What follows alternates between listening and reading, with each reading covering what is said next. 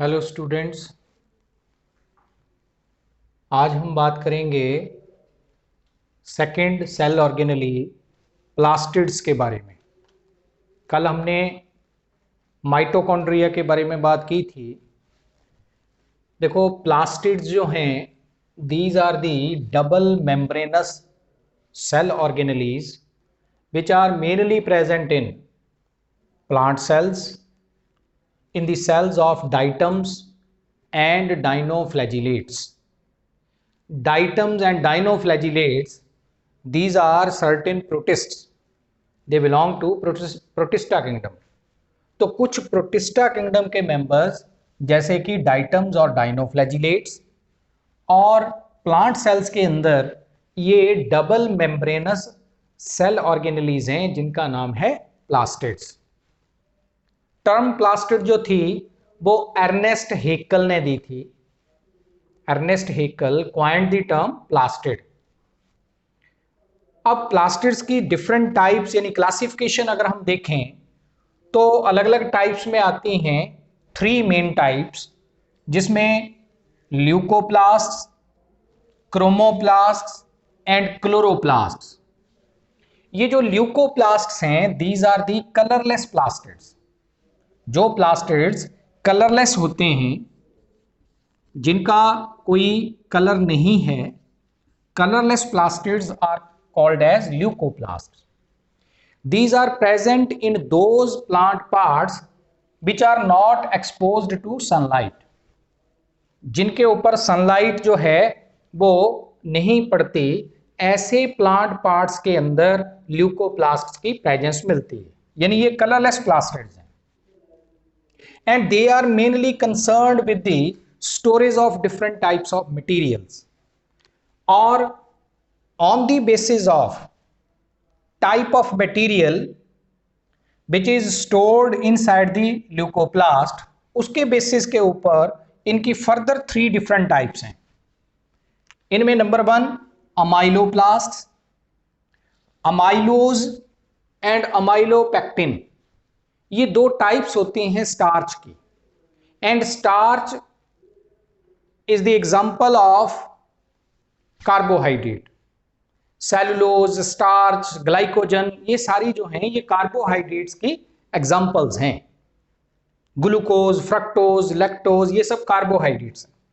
तो ऐसे कोई भी प्लास्टिड्स, ऐसे कोई भी ल्यूकोप्लास्ट, कलरलेस प्लास्टिड्स जो अपने अंदर कार्बोहाइड्रेट्स स्टोर करें, पर्टिकुलरली स्टार्च को स्टोर करें, उनको हम बोलते हैं अमाइलोप्लास्ट्स। उन्हें हम बोलेंगे amyloplast. These are present in the potato tubers. Potato tubers के अंदर ये प्रेजेंट हैं। और भी हम एग्जांपल दे सकते हैं, जैसे बीट रूट के अंदर ये प्रेजेंट हैं। सेकंड इज एल्यूरोन प्लास्ट और प्रोटीनोप्लास्ट। Those leucoplast which store proteins, जिनके अंदर प्रोटीन्स स्टोर्ड रहें, उनको हम एल्यूरोन प्लास्ट बोलेंगे। तो ये हमें ऐसे प्लांट पार्ट्स के अंदर मिलेंगे जहां प्रोटीन की स्टोरेज रहती है। एग्जाम्पल के तौर पे, एग्जाम्पल जैसे हस्क ऑफ सीरियल ग्रेन्स, जितने भी व्हीट, राइस, मेज, इनको हम सीरियल्स बोलते हैं। तो जितने भी सीरियल ग्रेन्स हैं उनका जो हस्क है उसके अंदर एल्यूरोन प्लास्ट या प्रोटीनोप्लास्ट जो हैं, protein storing leucoplast plenty of quantity में होते हैं। थर्ड वन एलियोप्लास्ट और लिपिडोप्लास्ट भी बोल देते हैं इनको हम। एलियोप्लास्ट और लिपिडोप्लास्ट विच स्टोर फैट्स, जो अपने अंदर लिपिड स्टोर करें, ऑयल्स स्टोर करें या फैट्स स्टोर करें, ऐसे ल्यूकोप्लास्ट को हम एलियोप्लास्ट बोल देते हैं। इसमें एग्जाम्पल जैसे हम देंगे कैस्टर के सीड्स, इसके अलावा ग्राउंड नट जो है उसकी एग्जाम्पल दे सकते हैं। तो एलियोप्लास्ट जो हैं these are lipid storing leucoplast, aleuroplast protein storing leucoplast, and amyloplast are the carbohydrate storing leucoplast. तो leucoplast are the colourless plastids which are mainly concerned with the storage of different types of materials. Second one, chromoplasts. Chromoplasts are the colorless plastids, colored plastids. These are colorful plastids which contain different types of pigments other than the green colored pigments. Green colour के अलावा किसी भी और colour के जो plastids होंगे they are called as chromoplast. Chromo means colourful. तो जिनके अंदर डिफरेंट कलर की पिगमेंट्स प्रेजेंट होंगी ऐसे प्लास्टिड्स को हम क्रोमोप्लास्ट बोल देते हैं. They are mainly present in the petals of different flowers. अलग अलग प्लांट के जो फ्लावर्स हैं उनमें पेटल्स का कलर अलग अलग होता है. तो ये जो डिफरेंस इन कलर है पेटल्स के that is due to the different types of chromoplast. किसी का येलो कलर है, किसी का रेड कलर है, किसी का जो है पिंक कलर है. तो ये डिफरेंट कलर्स जो होते हैं they are due to the different types of chromoplasts. Last type है प्लास्टिड्स की chloroplast. Chloroplast are the green coloured plastids. ये ग्रीन कलर के प्लास्टिड्स हैं. And the term chloroplast was coined by Schimper. Schimper ने ये term दी थी chloroplast. जैसे plastid term Haeckel ने दी थी, क्लोरोप्लास्ट टर्म शिम्पर ने दी थी. And these are green coloured plastids. Chloroplast जो है ये मेन प्लास्टिड्स की टाइप में आते हैं and their number varies from species to species. इनका जो नंबर है वो स्पीशीज टू स्पीशीज वेरी करता है. For example in case of Chlamydomonas. Chlamydomonas एक ग्रीन एल्गा है जिसमें कि पर सेल एक ही क्लोरोप्लास्ट होता है. Single chloroplast is present in a cell of Chlamydomonas. Similarly Ulothrix का ये भी एक एल्गा है. तो यूलोथ्रिक्स के सेल के अंदर भी क्या है, एक ही पर सेल जो है वो ये जो है क्लोरोप्लास्ट वो प्रेजेंट है.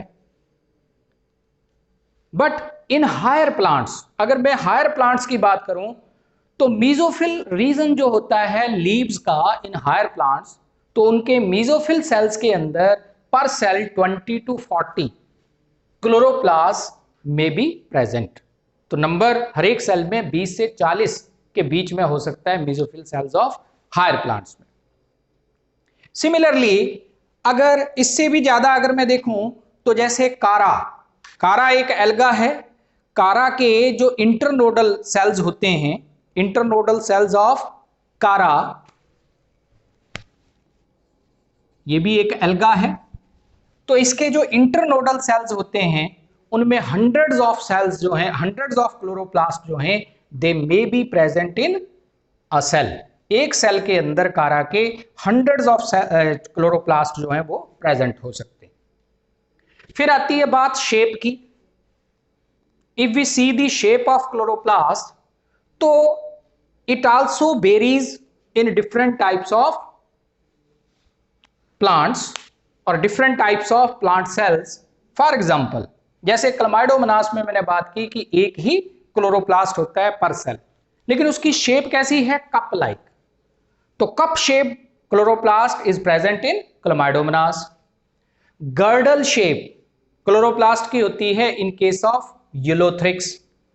जगनीमा एक प्लांट है, जगनीमा एक एल्गा है, जगनीमा. इसमें स्टार लाइक या स्टीलेट शेप होती है क्लोरोप्लास्ट की इन केस ऑफ जगनीमा. कारा के अंदर जिसमें हंड्रेड्स ऑफ क्लोरोप्लास्ट पर सेल हो सकते हैं तो डिस्क्वाइडल, डिस्क शेप के क्लोरोप्लास्ट होते हैं. ऐसे ही स्पाइरल शेप का क्लोरोप्लास्ट होता है. इस तरीके से स्पाइरल शेप का chloroplast in case of spirogyra. इसके अंदर स्पाइरल शेप का क्लोरोप्लास्ट होता है. तो अलग अलग शेप्स होती हैं. लेकिन हायर प्लांट्स में अगर मैं बोलूं तो जनरली ओवल शेप होती है क्लोरोप्लास्ट की, ओवल शेप. तो हायर प्लांट्स के क्लोरोप्लास्ट की अगर मैं बात करूं तो वो ओवल शेप होती है. और इसका अगर हमने डिटेल्ड स्ट्रक्चर स्टडी करना हो या अंडर लाइट माइक्रोस्कोप इसको देखें तो हमारे पास अलग अलग जो रीजन्स आते हैं उसके बारे में अगर हम बात करें तो डबल मेम्ब्रेनस ये एक सेल ऑर्गेनेली है।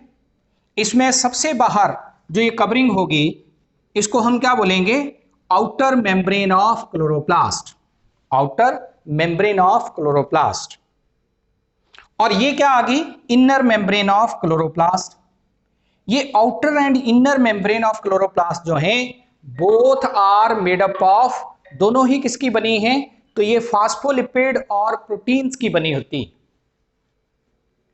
और दोनों की थिकनेस जो है वो वेरी करती है 40 to 60 एंगस्ट्रॉम के बीच में।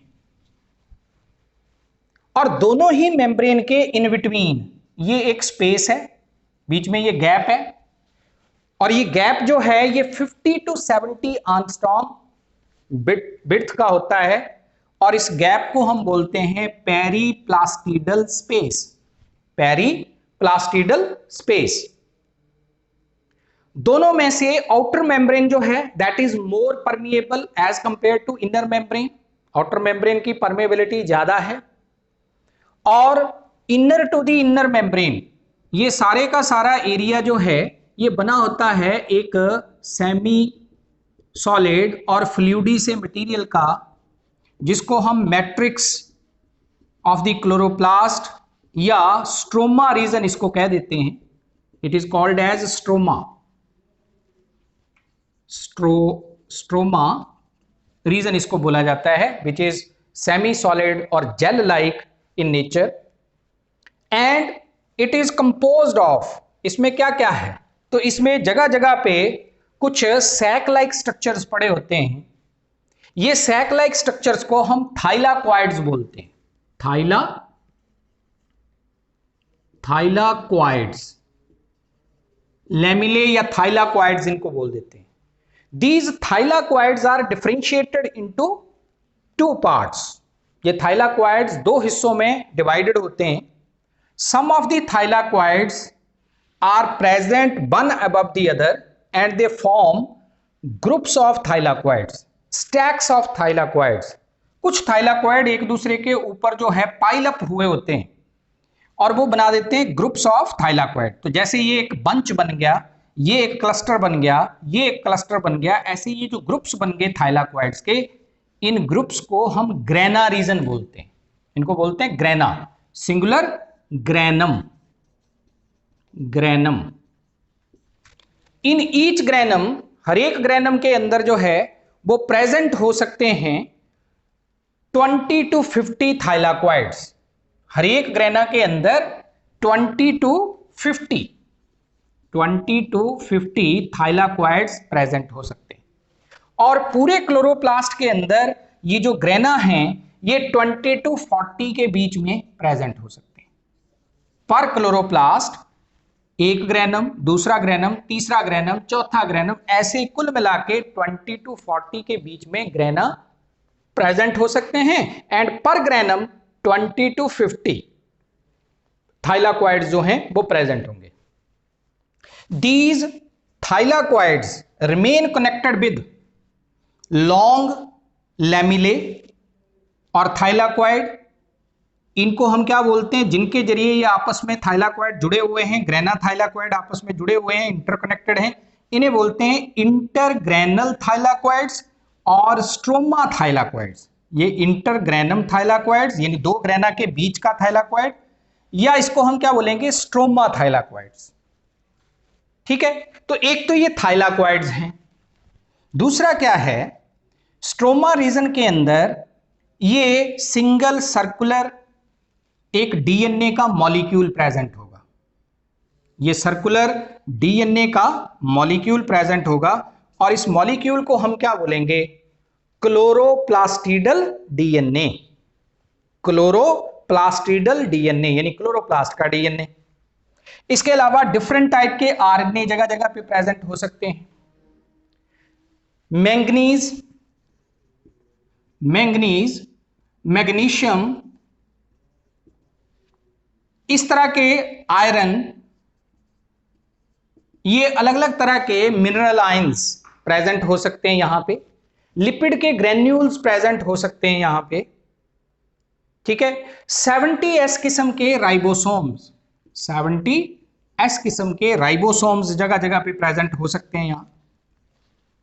तो ये अलग अलग तरह के सब्सटेंसेस हैं जो यहां स्ट्रोमा रीजन में प्रेजेंट है, प्लस डिफरेंट टाइप के enzymes which are responsible for dark reactions of photosynthesis, वो भी स्ट्रोमा रीजन में प्रेजेंट होंगे। Different types of enzymes which are involved in dark reactions of photosynthesis और बायोसिंथेटिक फेज ऑफ फोटोसिंथेसिस, तो वो भी यहां पे लोकेटेड है। अब ये है ग्रेना रीजन, और जो ग्राउंड सब्सटेंस है that is stroma region. Photosynthesis में दो तरह के रिएक्शंस होते हैं, एक लाइट रिएक्शंस ऑफ फोटोसिंथेसिस और जिसको हम बोलते हैं फोटोकेमिकल फेज ऑफ फोटोसिंथेसिस, और दूसरे होते हैं डार्क रिएक्शंस ऑफ फोटोसिंथेसिस या जिनको हम बायोसिंथेटिक फेज ऑफ फोटोसिंथेसिस बोलते हैं। तो light reactions always take place in the grana region and dark reactions take place in the stroma region. Stroma region में फोटोसिंथेसिस के डार्क रिएक्शंस होते हैं, ग्रेना रीजन में फोटोकेमिकल फेज ऑफ फोटोसिंथेसिस जो है दैट टेक्स प्लेस। अब light reactions यहां पे क्यों होते हैं ग्रेना रीजन में? तो due to the presence of light trapping pigments which are located in the thylakoids. इन थाइलाकोइड्स की मेम्ब्रेन में जो है वो क्या प्रेजेंट होंगी? वेरियस काइंड की फोटोसिंथेटिक पिगमेंट्स, मेनली क्लोरोफिल्स, इसके अलावा कैरोटीन्स और जेंथोफिल्स भी होंगी। तो ये यहां पे थाइलाकोइड्स की मेम्ब्रेन के अंदर ग्रेना रीजन में प्रेजेंट हैं। In case of algae, alga के केस में, प्लस एक प्लांट होते हैं जिनको हम बोलते हैं एल्गा के केस में, और कुछ प्लांट्स हैं जिनको हम बोलते हैं C4 plants, alga and C4 plants, जिसमें मैं एग्जांपल दूं जैसे एट्रीप्लेक्स, एट्रीप्लेक्स, शुगर केन, शुगर केन, सालसोला, इस तरह से कुछ प्लांट्स हैं जिनमें क्या है जो ट्रॉपिकल रीजन्स में ग्रो करते हैं। ये जो C4 प्लांट्स हैं और एल्गा के सेल्स के अंदर क्या होता है कि जो क्लोरोप्लास्ट प्रेजेंट होते हैं उनमें ग्रेना रीजन डिफरेंशिएट नहीं हुआ होता। ग्रेना रीजन जो है वो डिफरेंशिएट नहीं हुआ होता, जिसके कारण क्या है, इनके क्लोरोप्लास्ट को ए ग्रेनल क्लोरोप्लास्ट बोलते हैं। ए ग्रेनल क्लोरोप्लास्ट। ये जो ए ग्रेनल क्लोरोप्लास्ट हैं ये कहां पे प्रेजेंट होते हैं? These are located in the cells of alga and in the bundle sheath of C4 plants. C4 plants में दो तरह का क्लोरोप्लास्ट होता है, उनके लीव्स के अंदर एक बंडल शीथ के सेल्स के अंदर क्लोरोप्लास्ट है और एक मेसोफिल सेल्स में। तो जो बंडल शीथ के सेल्स के अंदर क्लोरोप्लास्ट होता है वो ए ग्रेनल होता है, that is without grana region. तो ये क्लोरोप्लास्ट के बारे में, उसके स्ट्रक्चर के बारे में मैंने बात की है। अब इसमें बात आती है कि फंक्शंस क्या हैं क्लोरोप्लास्ट के। तो chloroplast is the seat of photosynthesis. Plants के अंदर जो फूड मैन्युफैक्चरिंग का प्रोसेस है, लोअर क्लासेस से हम पढ़ते आ रहे हैं, दैट इज फोटोसिंथेसिस। तो फोटोसिंथेसिस क्लोरोप्लास्ट नाम की सेल ऑर्गेनेलीज के अंदर प्लांट सेल्स में होती है। और फोटोसिंथेसिस के मैंने क्या बोला कि दो तरह के रिएक्शंस हैं, लाइट एंड डार्क रिएक्शंस। तो लाइट रिएक्शंस ग्रेना थाइलाकोइड्स में और डार्क रिएक्शन स्ट्रोमा रीजन में होते हैं। लाइट रिएक्शंस के दौरान एनर्जी की सिंथेसिस होती है एटीपी और NADPH की फॉर्म में, और उस एनर्जी का यूज होता है for the synthesis of food material, that is for the synthesis of glucose during the dark reactions. और उसके लिए क्या चाहिए? Enzymes, and all those enzymes which are responsible for dark reactions are present inside the stroma region. तो stroma region में dark reactions, grana region में light reactions of photosynthesis. इस तरह से ये ओवरऑल क्लोरोप्लास्ट क्या है, It is the cell organelle which is involved in the process of photosynthesis and ATP synthesis. ATP mitochondria भी बनाते थे, ATP क्लोरोप्लास्ट भी बनाते थे। अब इसके बाद आता है कि क्लोरोप्लास्ट के अगर हम और फंक्शंस की बात करें तो क्लोरोप्लास्ट का एक और फंक्शन भी है, और वो क्या है कि ग्रीनरी, एक किस्म की क्लोरोप्लास्ट जो है वो क्या करते हैं, इनकी वजह से इनके अंदर डिफरेंट पिगमेंट्स होंगी जिसके कारण जो है वो पर्टिकुलर रीजन जो है वो ग्रीन अपीयर होता है, and it gives charming look to the nature. तो ये भी एक इनका रोल है। फिर ऑक्सीजन की प्रोडक्शन, फोटोसिंथेसिस होगी तो उसका बाई प्रोडक्ट के तौर पे ऑक्सीजन रिलीज होगी, और वो ऑक्सीजन सभी ऑर्गेनिज्म के सर्वाइवल के लिए नेसेसरी है, जरूरी है। तो ये भी एक इसका इंपॉर्टेंट फंक्शन है, प्रोडक्शन ऑफ और रिलीज ऑफ ऑक्सीजन। और लास्ट में के क्लोरोप्लास्ट जो हैं, if they lose green coloured pigment यानी क्लोरोफिल्स, अगर वो लूज कर दें, then they convert themselves into chromoplast, और अगर सारी पिगमेंट जो हैं वो उनमें से खत्म हो जाएं, then they convert themselves into leucoplast. तो chloroplast can form chromoplast as well as leucoplast. तो ये ओवरऑल जो है ये क्लोरोप्लास्ट के बारे में मैंने बात की है, और प्लास्टिड्स के बारे में, बाकी सेल ऑर्गेनेली की फिर आगे बात करेंगे। Thank you very much.